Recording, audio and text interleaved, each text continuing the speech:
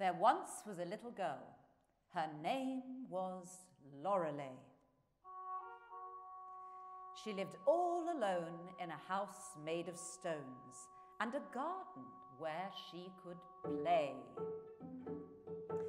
She was proud of her garden, was young Lorelei, where she danced and she tripped through the scree. It stretched further away than you'd walk in a day, far further than she could see. And her friends were the boulders with kindly cragged faces that never turned scowly or cross. She would visit with picnics and tell them her secrets and give them new hairstyles with moss.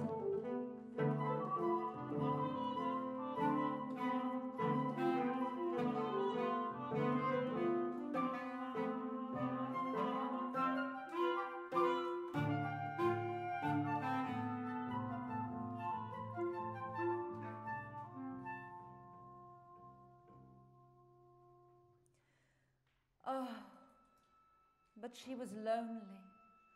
There was no one like her in the whole of the Garden of Rocks.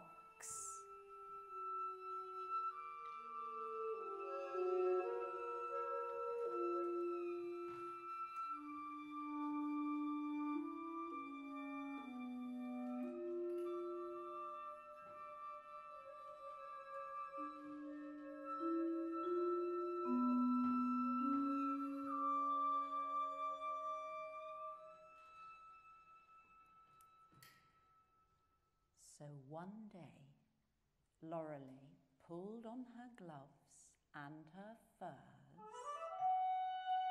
and she hitched up her thick woolen socks.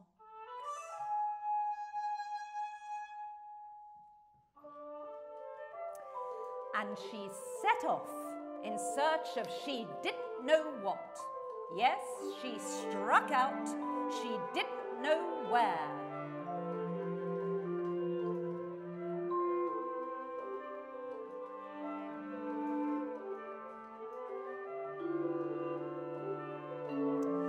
And no more than a mile had young Lorelei got when she heard the great big growl of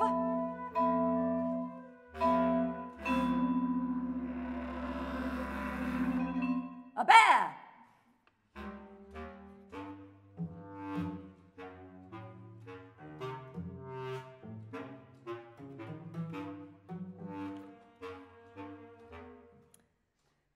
And then other strange noises came over the stones. A proud robin's chittering song, and an otter's glad chuckle.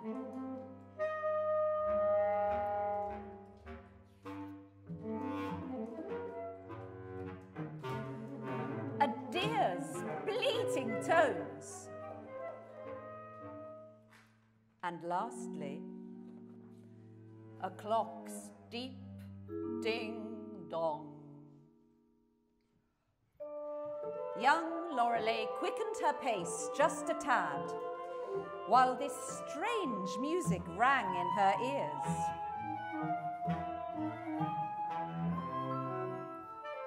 Until at long last she arrived at a glade, and she stood still in wonder and fear.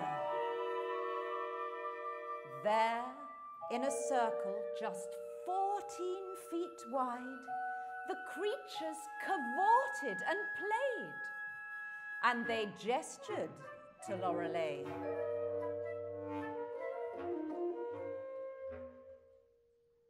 There's no need to hide. Come, step into our magical glade.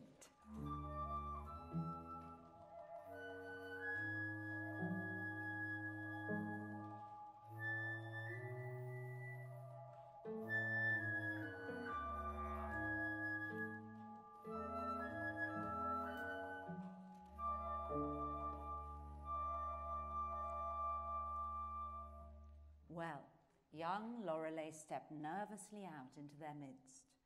Beneath her feet was a strange, soft green substance.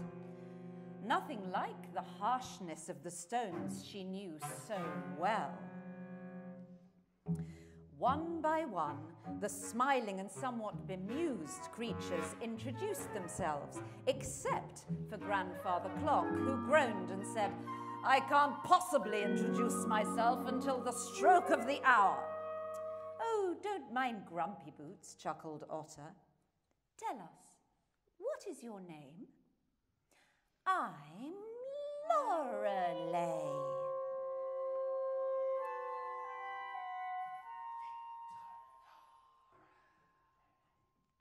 "And I own all of this garden of rocks."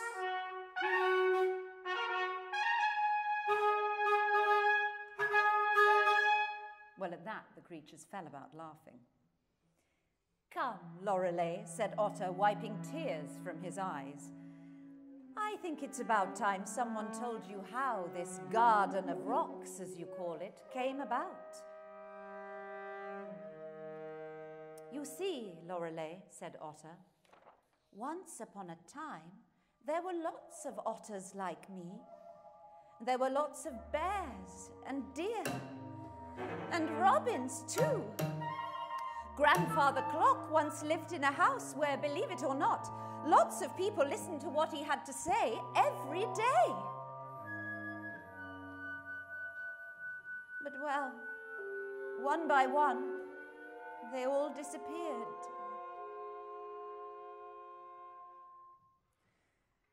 And the woods and the mountains and rivers shrank down to this small patch of green grass surrounded on all sides by rocks." "That's right," bleated Deer. "And then, one day, it was just the 5 of us here. Well, the next thing I knew, and it was Robin here, in fact, he came to me and started trying to bleat. And then, before you know it, well, I was growling like Bear, and Bear was chirping like Otter.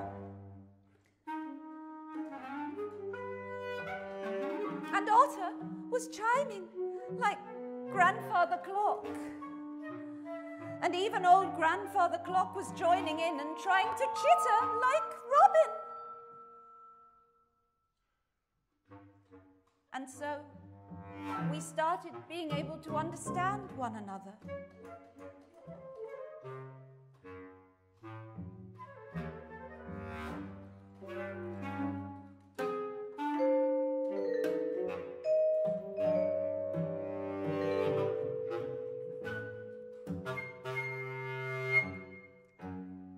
Goodness!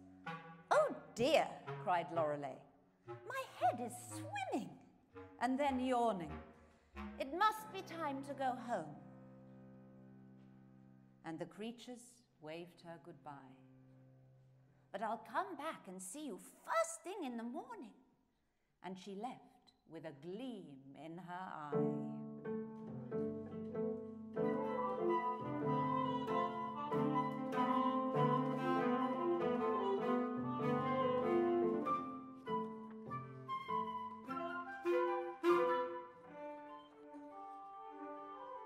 Sure enough, the next day, she danced over the stones to the glade of green grass once again.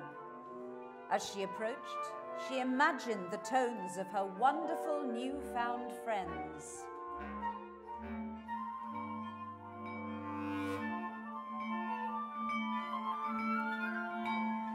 I'm back, cried Lorelei.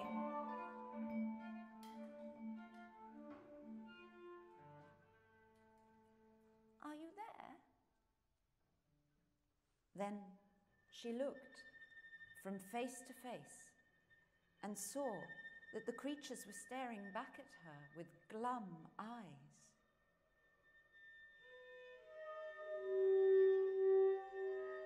What's wrong? She asked. We've lost Robin, said Bear. Lorelei looked and saw Robin flitting and fluttering as usual. "But he's here," she cried. "But listen, can you hear him?" Lorelei paused and tilted her head. "That sound's coming from somewhere else," she said faintly. "Precisely," whispered Otter. "That's only Deer. He's trying to call Robin back. Lorelei, can you help him?"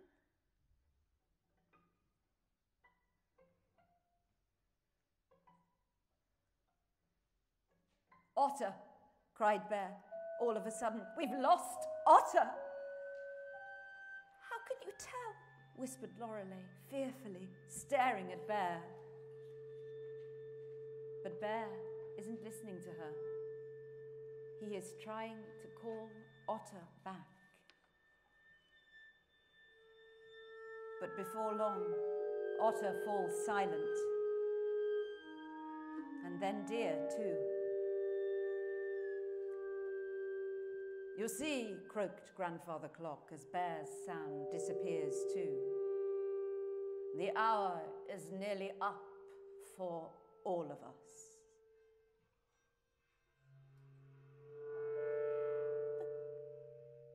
"Bear? Let only Bear speak. Where's Robin? Chitter to me, Robin. Dear? Dear? Oh, Otter, where are you?"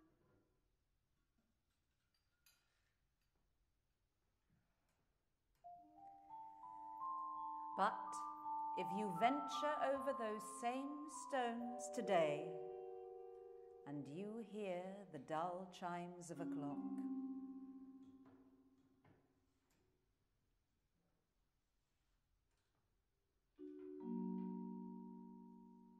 you must stop for a moment and prick up your ears. There's a chance you might catch a faint sound.